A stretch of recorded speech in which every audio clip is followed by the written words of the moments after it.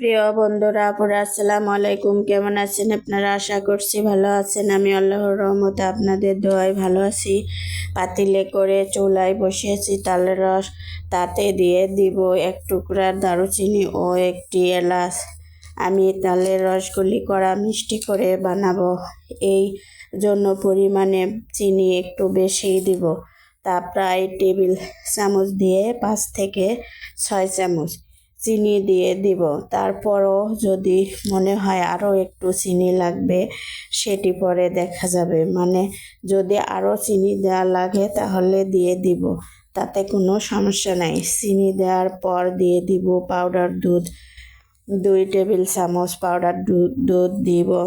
তারপর সমানে মেশাতে থাকবো। দুধ, চিনি আর তাল যেন একসঙ্গে মিশে যায়, সেভাবেই ঘন ঘন নাড়তে হবে।